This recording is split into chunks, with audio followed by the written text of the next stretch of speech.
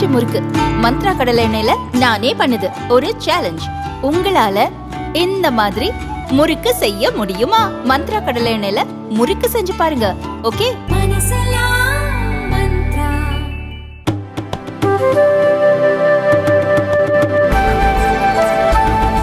அதிமுக பொதுக்குழுவை எதிர்த்து முன்னாள் முதல்வர் ஓ பன்னீர்செல்வம் சென்னை உயர்நீதிமன்றத்தில் தொடர்ந்த சிவில் வழக்கின் விசாரணையை 3 வாரங்களுக்கு நீதிபதி ஒத்திவைத்தார்.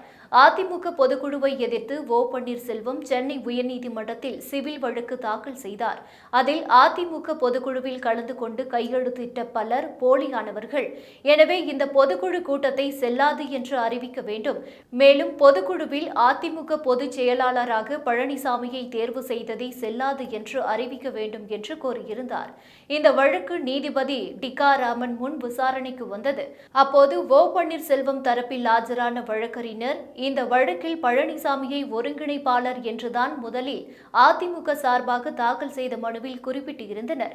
எனவே அதுபோலதான் மீண்டும் தாக்கல் செய்த மனுவில் குறிப்பிட வேண்டும்.